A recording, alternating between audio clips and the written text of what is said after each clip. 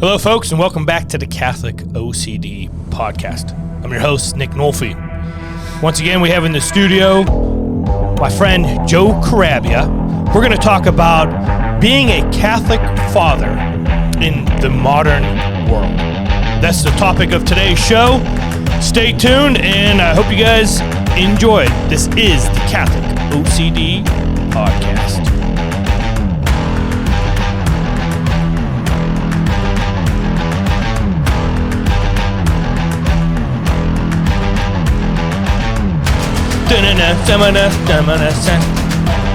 You gotta sing along with that, Joe. This music motivates a lot of people. I've heard people say they want to work out with it. I've heard people say they want to. I said I want to do a Adidas commercial. Did you record that in your studio at home? That song? Yeah. No, somebody else wrote that. Did they? What's it called? It's called I Stole It. I don't know. Eventually, this podcast is going to be huge, and then I'm going to get all these copyright things, and then I'm going to be like, to sell your house. to sell my house. But I can't sell my soul because I already gave that to Jesus. So, once again, we have Coffin Joe Carrabbia, a.k.a. the Coffer, a.k.a. Hackalung. I wore the same shirt. Yes. Yeah. So I like that shirt. Yeah. Bayside colors. Yeah. You got that from the Bayside store when they kicked the nerds out. Yeah. So we're going to talk about being a father in today's world, being a Catholic father. I think that there's some challenges that we have today that maybe people didn't have in the past. I'm sure there's certain challenges people had in the past that we don't have today. But what does it mean to you to be a father? I know you're a father of 5. Why don't you talk to us a little bit, number one, about why you are Catholic, and then how you try to use that Catholic faith in your role as a father. Well, I was born and raised Catholic, and had a little divergence in my 20s, probably like a lot of people do. Not me. No. Psych. Yeah. I hopped around a couple, non-denominational churches and stuff. And I came back, to my roots. I think it's I value my Catholic faith. It's super important to me. I think one of the things that you can give your kids, what is the most important thing that you could pass on to your children? The things that, don't you want to share? Don't you want your kids to share in the things that you value, that you think are important? And, what's more important than your faith? I think it's a valid argument that while we provide for our kids and we want to do all of that stuff, one of the only thing you could take with you to heaven is other people. Yeah. And that is the ultimate goal. I remember when you used to be in management, business management, and I remember you calling me one day, and you were like, "Hey, I'm quitting my job. I'm going to theology school, and I'm going to be a theologian." I do remember. That's an interesting. I was sitting in my cubicle, and I'm like, what's the point? And there's like this, these cliche, questions I was asking. Very existential. Yeah. What? Is this it? Is this my life? The next 30 years? Just in this cubicle doing this thing over and over again. And I'm like... And then all of a sudden, Trinity from the Matrix came. She was like, "Follow me if you want to live." Answer that phone. Yeah. No, yeah, for sure. And, it became, something that I really, consciously became aware of, Yeah. And so that kind of started off my, my journey. Which I'm still on the road. I really enjoy us. Like, so for you guys listening, me and Joe actually met in 6th grade. Yeah. Okay. We're both Italian with some Scottish blood in us. We both, let's go through this. When you grew up as a kid, what was your favorite team? I like the Dallas Cowboys. Yeah. Same thing. Yeah. Okay. But we both grew up in the 90s. Yeah. So, it's called front running back then. Yeah. Well, my brother told me for a couple of years I was not allowed to like the Chiefs. That's what he banned me from the Chiefs for a couple of years. I loved Emmitt Smith. Emmitt Smith was awesome. Oh, yeah. So we both, had a household of 4 boys, 1 girl, a full-blooded Italian dad, a mom with some Scottish blood. Like the Cowboys growing up. Favorite superhero? Hulk. Yeah. Favorite band ever? Led Zeppelin. And, we both like to beat our wives. No, it's just yeah. So, I mean, a lot. We were pretty much the same person. Yeah. And then there's Donnie. And then there's Donnie. Yeah. But he's like he's like the white inside between the Oreo. It's good. Yeah. Different. Yeah. But when you decided to become Catholic, because I became Catholic for a few years, and then when you decided, we were really able to engage in these conversations of like, listen, being Catholic is something that's actually very, very important because we really believe that it's true. It kind of, you come to this point, it's weird because it causes you to dive deep, but at the same time, it gives you the ability to rest because you're kind of viewing it like you're going through the woods, this huge forest of wisdom and scripture and church history, but like the church kind of acts as like a mother holding your hand through all of this and saying, I know the way. Yeah. And then as you study to be able to understand why the church believes what they believe, you realize that they're right on all these different topics. So now I have 4 kids and a wife. You have 5 kids and a wife. And it's, how do we view our role now going through this world where honestly, I think it's safe to say TV's trying to confuse our children. There's so much manipulation going on. Yeah. We really do take the idea that, when our kids were born, when our children were born, like demons were waiting there. Yeah. Their guardian angel was there, but demons were waiting there. Yeah. They want our kids. They want our family. I think of when our Lord looked to Peter at the Last Supper and says, Peter, Satan has asked for you that he might sift you like wheat. Mm-hmm. That's what he wants he wants our kids. Yeah. And sometimes as fathers, I think we think that we're just being easygoing and we let our wives take care of the religious stuff. And we think it's because we're modern and we're just being relaxed when really it's because we're being lazy. Well, right? Yeah. And, I read some time ago, and I don't know, you could fact check me on this. I'm not really sure off the top of my head if this is still sticks, but I think it feels like it should be right. But I think that if you look at like your kids practicing the faith, when you have a mother that takes the kids, no offense to mothers, but mother that takes the kids to church when the father doesn't, versus when the father takes the kids to church. And I think the data supports that kids are much more likely to hang on to the faith when the father is actually practicing the faith and leading. And I think that maybe there's something to, I don't know how that data parses out, but, obviously if you have a house where maybe one parent's not going, that's going to create, the kids are going to see that.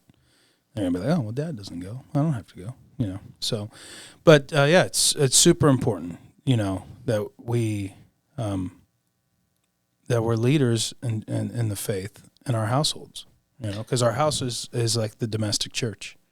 And everything starts, like the church says, in baptism, that we are the primary educators of the faith.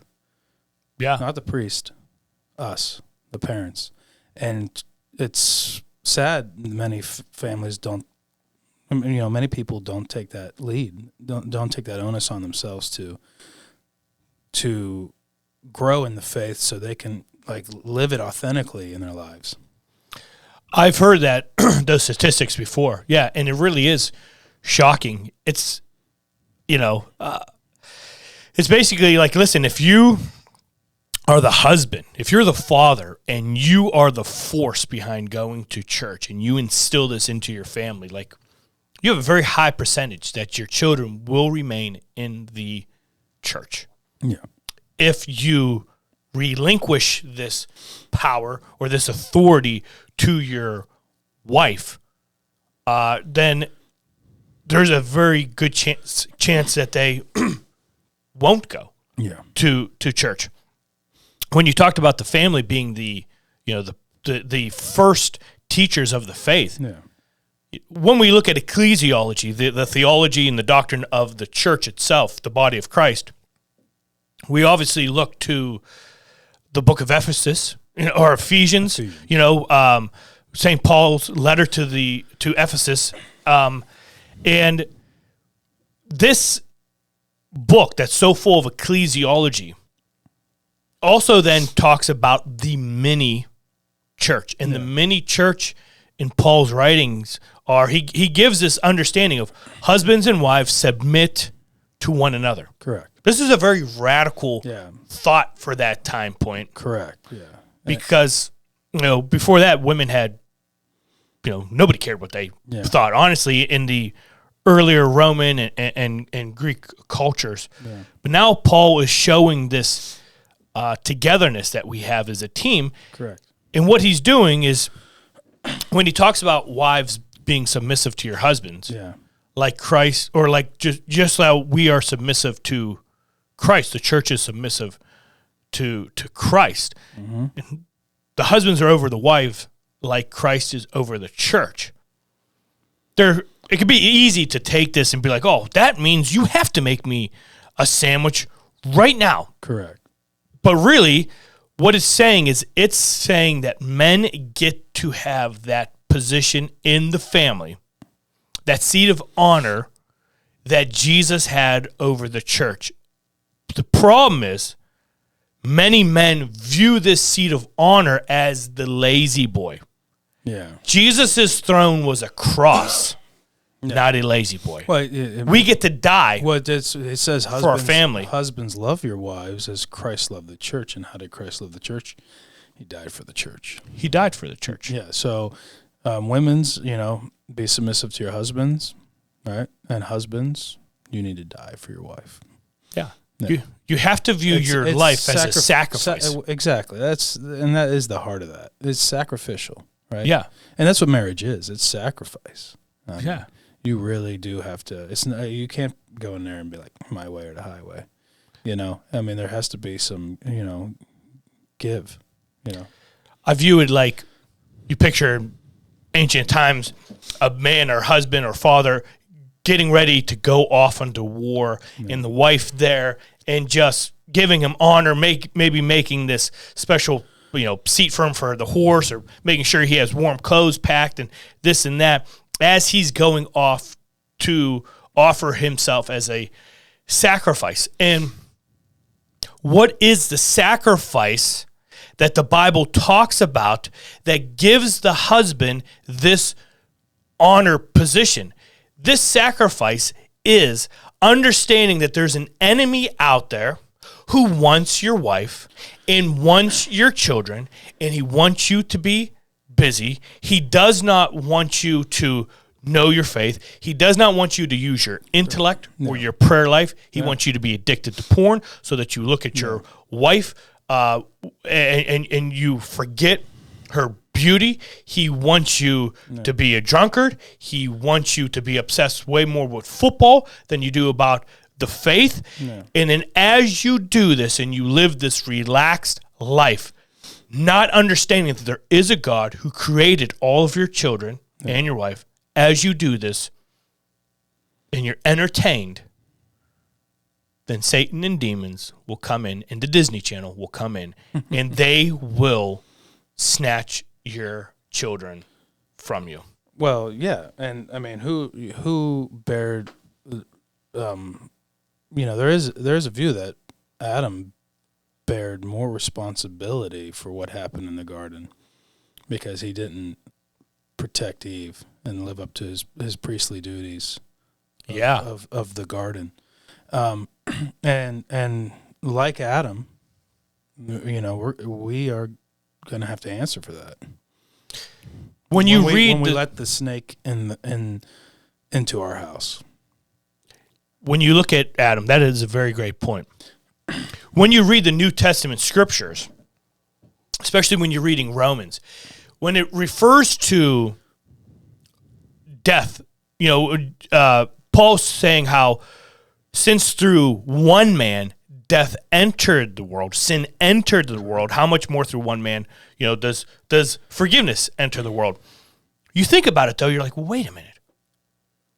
Eve took the fruit first, so why is it just this one man? Paul is saying, no. That's Adam's fault. Right. Adam stood there in the garden as Satan himself worked on his wife and convinced her, and then Adam just decided to be passive and allow this deception to happen. Why? Honestly, maybe he just didn't want to fight. Yeah. You know what I mean? Yeah. They probably didn't have a basement back then.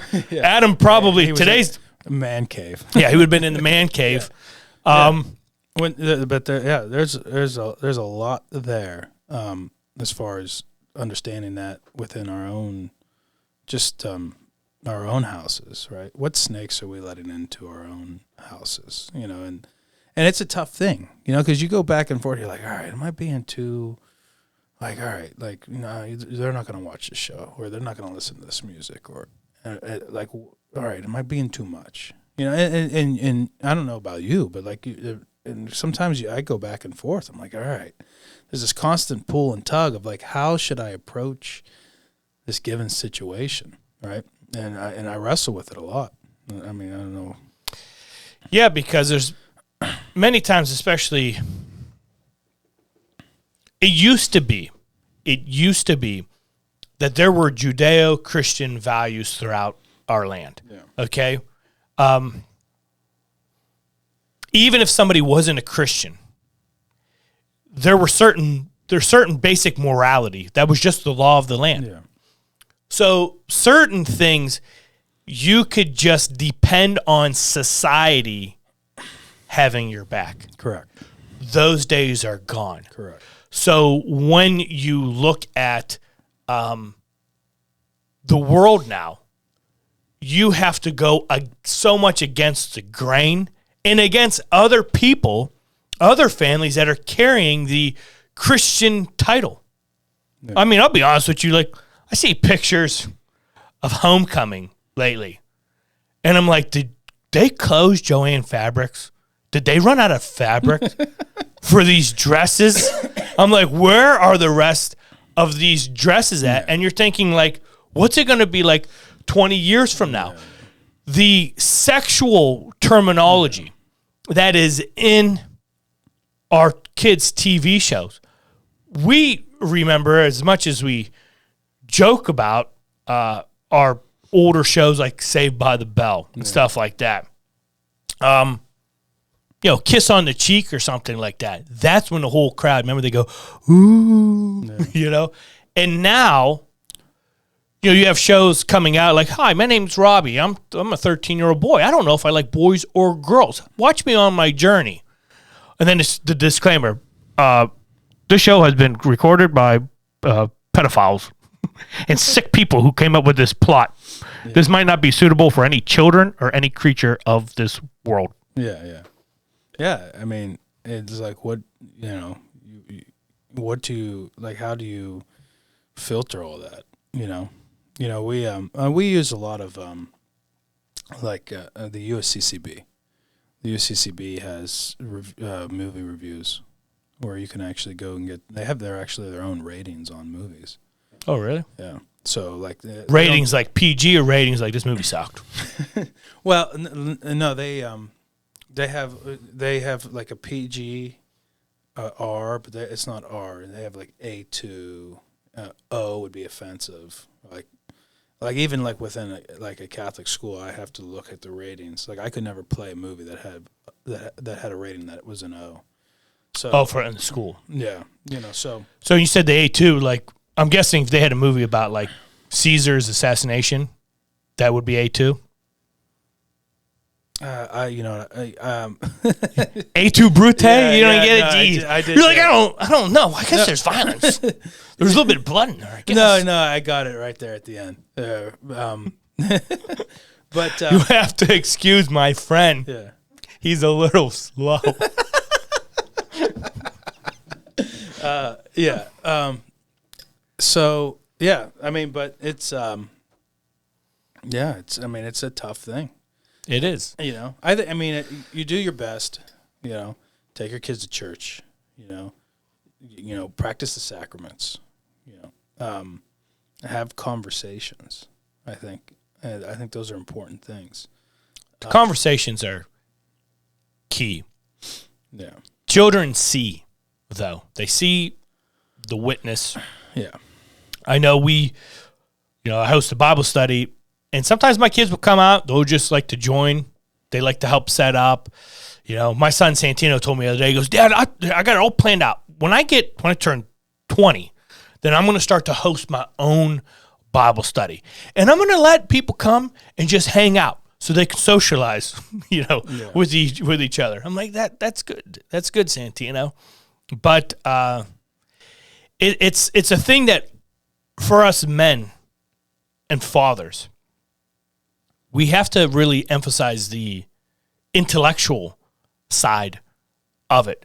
Because I will say this, I was converted to Catholicism by a woman.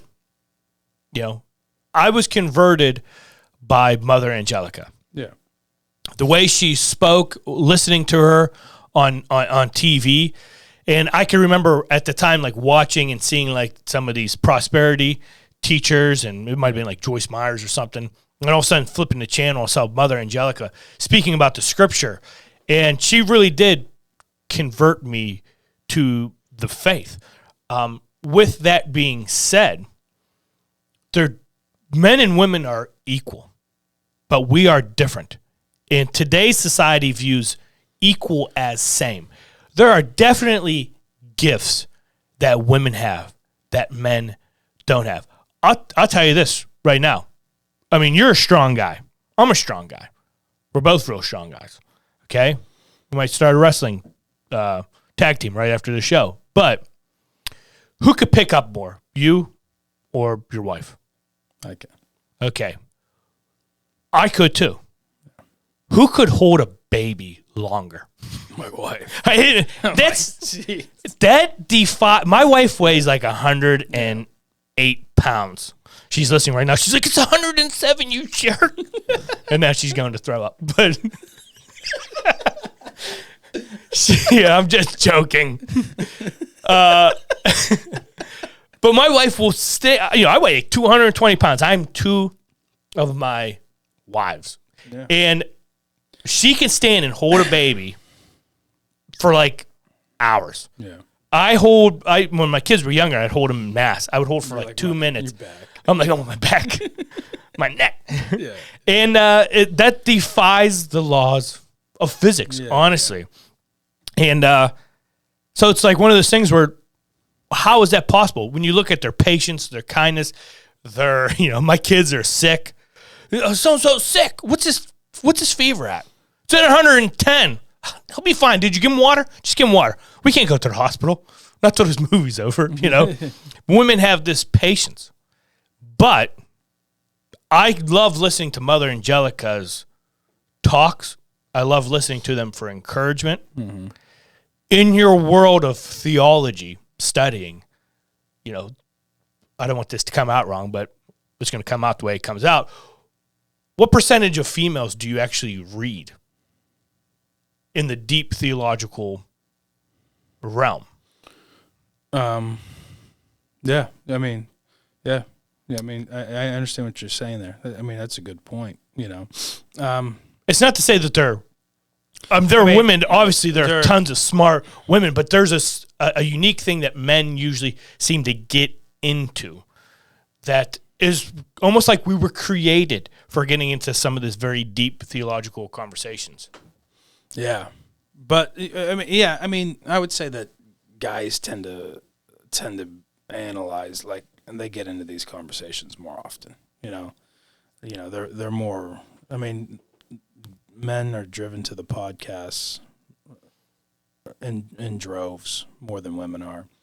I think that typically, I think, just is the reality of it. You know, but there's some big mega saints that are women. You know. Well, absolutely. I think Mother Angelica should be a saint. And I will also say this. Who goes to church more? Who goes to Bible studies more? Women. Correct. Women. I host a Bible study. It's way more women than it is men. And I have great females that come, intelligent. They really get into their faith. Why is it that men don't go to these things? Why is it? And I think it's not because men are so stupid they can't understand some of the stuff. I think it's the opposite. I think that they really can grasp this. It's just we tend to be distracted. And it's kind of like the whole Kennedy assassination. You got to cut the head off the snake. That was the idea, on that hit. And if Satan attacks the fatherhood of the family, that's a really big goal that he has, and we allow it to happen. Yeah, I mean, and I think the family is the nucleus of society, right? And then you tear down the family, you tear down society, and you tear down the church, in a sense, right? So, Bishop Barron just brought this up. You look at, like, there's a turn within television almost, right, where the father almost looks like an idiot, right? He's just like almost another kid. Yeah. In a sense. You look at, like, that the mother has to take care of. Yeah. And that's an image that's not a good image, right? And yet that has, I think, in a lot of ways, many men have replicated that image in a lot of ways, because images are powerful, and we grow up seeing this kind of stuff. You watch The Simpsons. I mean, how many kids of our age grew up watching The Simpsons or Family Guy? Or even Everybody Loves Raymond. I love Everybody Loves Raymond, but Ray and his dad look like idiots. Yeah, they do. And why is that? Why does media portray men in such a light? And one could, I think, from a religious point of view, say, that's Satan at work. I think that people think that I'm insane when I say this. I've taught CCD for years, and you look at Disney, okay? So in the earlier Disney movies, you take Sleeping Beauty, Snow White, Cinderella. In these, who is the villain in all three of those? Snow White and Cinderella? And Sleeping Beauty. Wasn't it the mother? It's like either like stepmother or an evil witch. Yeah. In all three of those. Yeah. Then this damsel in distress gets rescued by this male prince. Correct. Okay? Yeah. That really was the idea. And in many of those movies, their father is kind of out of the equation or powerless. He's not really involved in those movies. The next transition that Disney really did in the early 90s from whether it was Pocahontas or The Little Mermaid or it was Aladdin. Now, with the ideas of this, was that you have a father in here, and you still have the prince involved with this. And why the enemy could be a male or female at this point, you have this teamship now. Now it's not so much that the prince is just the rescuer. It's like a tag team kind of thing. They work together to be the heroes. But why the dad who's involved in all three of these isn't necessarily a bad guy, it must be understood that the only way for the female to find true happiness is there has to be somewhat of a disobedience to the father, where the father has to realize, I was wrong. Whether it was Jasmine's dad he had to realize, well, wait a minute, whoa, I have to change these rules. Yeah. Or the Little Mermaid's dad, like, oh, I was wrong. Or Pocahontas's dad. Then you get to the idea of Mulan, where she has to go or Brave is kind of the same way, and fight for the honor. But then even when you get to Hunchback, you can see actually the church is actually almost the villain in that. And then that's basically all of a sudden it takes you all the way, even to Beauty and the Beast, with her dad's basically an idiot. Yeah. Then this takes you all the way to more of the modern ones. And then with the modern ones, they pretty much got rid of all the male heroes altogether. And even when you watch Frozen and you get this idea that, only a kiss of true love can heal her. And then they kind of make it the point where, like, you're thinking, okay, this is the old school script, what's going to happen. And then they purposely present to you that the kiss could come from the sister, that they needed no male involved. And this was something that was done through a slow process. Yeah. And I think a lot of people don't see the subliminal messaging. No, they don't. I mean, and like even like Father Mike Schmidt does a real good take on your listeners. Probably should check that one out on The Little Mermaid. And just like, I mean, a lot of sometimes you just don't see it. You just there's a lot of things like you pointed out that whole thing on Frozen. I never even really made that connection, but that's a good connection. But like in Little Mermaid, right? She disobeys her father, right? She makes a deal with Ursula, or like almost does everything she's not supposed to do, right? And then almost ruins everybody's lives to get what she wants. And then at the end, she gets what she wants anyways. And everybody's like all happy for her. Yeah. They're like, all right, great. Good job. Yeah, so it's just, when you kind of think about it, it's not really a good message whatsoever, so.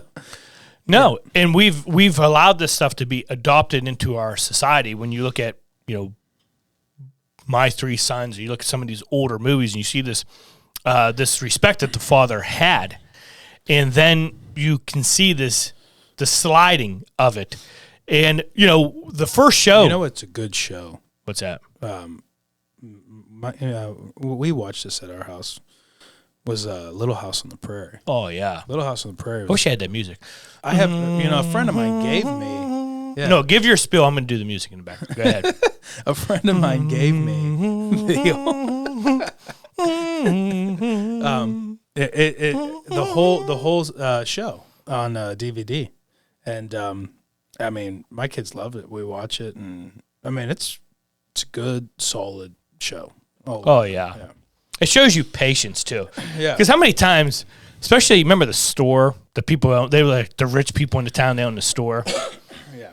Like, I'm not for women on women violence, but I think we all watched that show at one point and wish that Charles' wife would have just snapped that lady's neck. Yeah, that lady was rough. Yeah, she was rough. Yeah. And you know what? Look at her husband. That was a guy who you know, every once in a while he'd have to come out and he'd have to like, you know, get a set and he'd have to like, you know, just tell her something. You're like, man. But Charles Ingalls, just a good guy. It's a good, wholesome thing. And honestly, he models, I think, parenting in a good way. All right. Yeah. I think he's a good model for a father, you know, as far as that goes, you know. Yeah. So basically in this world today, one of the things that we do too is I think we just keep our family so busy with all the different sports. And listen, I know it's hard because flag football and everything's always on Sunday. That's our fault. Yeah. It really is. That's our fault. If no parent allowed anybody to do anything on Sundays, that one day for the family, that one day where you stop the chaos, then it just wouldn't happen. Joey wrestled over the winter, and I told the coach at the beginning they had wrestling matches every Sunday, and I'm like, listen, Joey's we're not coming. I mean, and we found they had like open tournaments on Saturdays that we could go to and stuff. But the problem is that I think in many ways a lot of these people that run these organizations are like, oh, well, there's nothing ever going on Sunday because, you know, I'm speaking very general, but I don't know, they don't go to church. Yeah. You know, so society got the fatherhood. It's nothing to them to let's do sports all day on Sunday because, you know. And the saddest thing about the not going to church thing, as fathers, listen, we have to read the scriptures. We really do. Know our faith intellectually. Because what happens is the mothers do such a great job. Like my wife, every day my kids go to school, before they go on the bus, my wife prays with them. Yeah. And I'm so happy for it. She does a really good job of being an image of like of good Christian mother and woman, and gives our kids love and everything like that. When our kids get older and they start to have the philosophical questions of atheism, when they start to all of a sudden they're hearing this attack, you know, from a bad perspective from history of like, oh, look at all this terrible stuff the Catholic Church did. What about the Crusades? What about this? What about that? And as they hear this stuff, what ends up happening is oftentimes when they go to the mother is not, that's like not her strength. And if you're listening and you're like, I'm a mother and I'm a genius when it comes to stuff, that's great.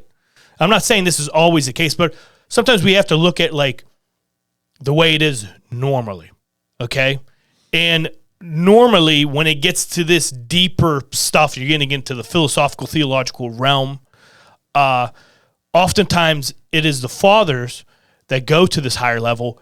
And what do you do when you're a child and you're starting to get all these atheistic questioning, and then you go to your father and he's just like, I don't know. I don't get into that stuff. I don't know about that stuff.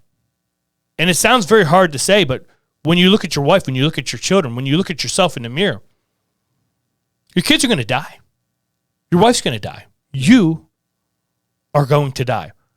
When Father Larry Richards came out with that book, Be a Man, that's how it starts off. You are going to die. Yeah.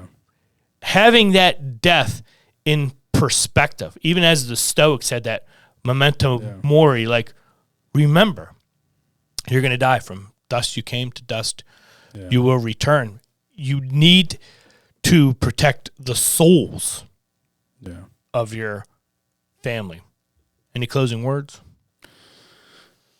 No, I think you need to have a rule of prayer. You know, you need to have some kind of, structure, how you start your day, how you close your day. I think many of the spiritual traditions really put an emphasis. I think prayer at the end of the day is good, but they really put an emphasis on prayer in the morning. Yeah, you know, my family, we say a morning offering every morning. Sometimes we do it in the house if we have time. Sometimes if we're really running late, Brooke will pack up the kids. I'll be off to work, and we'll call on the phone, and we'll do it as we're driving. But I think it's, just habits. There has to be like a rhythm to how you are in the house. Like kids need to see that. Like this is what we do, right? Yeah. And it's not just like on Sundays for 1 hour, but it's a regular thing within the household.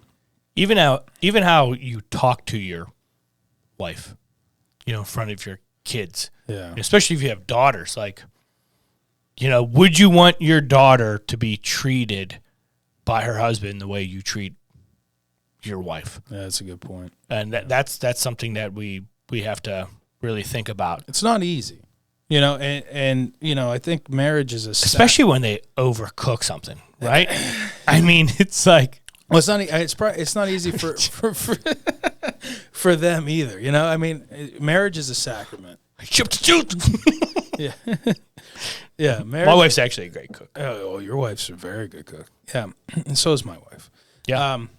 Marriage is a sacrament for a reason, because you need God's grace to make it work. Right. And so you need, it's look, we have all of our flaws, all of our faults, right? We're not perfect. We come into this raised from different families, and we're trying to, make something work, something that's bigger than us. And so you really need God's grace. And if you're, and I think that's a huge problem, I think, for a lot of people, is they exclude God from the equation in their houses, and they don't realize the importance of God's grace within your marriage. When I first, I was getting a haircut like a couple of days before my wedding, and great barber who was a godly man, just great Catholic man. Remember when we grew up?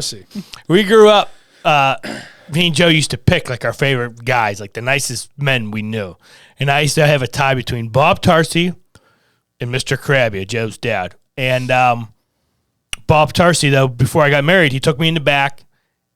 He prayed with me, and he said, "Nick, remember, marriage is like a tripod. Yeah. Tripod, you got 3 legs. You got the husband, you got the wife, and you got God. If you take one of those legs out, the whole thing falls down." Yeah. So, yeah. I don't know why the music's not working, but whatever. Yeah. Any closing remarks you can think of? Or no, I've just reiterate, like I said, I mean, there's definitely a spiritual battle that's going on within our own souls and with the soul of our family. Got it now. Yeah, go ahead. Put the music on. Go ahead. And dads need to stop sitting on the sidelines. That's right. That's right. Guys, men, get off the sidelines. You heard Joe. Take your job serious. Don't be like Adam, who just stood there and allowed his wife to be duped by the serpent and brought death to the whole world. All right, guys, thanks for watching. I want to thank again Joe Carrabbia, a.k.a. The Coffer, a.k.a. Hackalung, a.k.a. has a lot of kids. This is your host, Nick Nolfi. This is Catholic OCD Podcast. Be sure to like and subscribe. And that's from another episode. And boom, got it.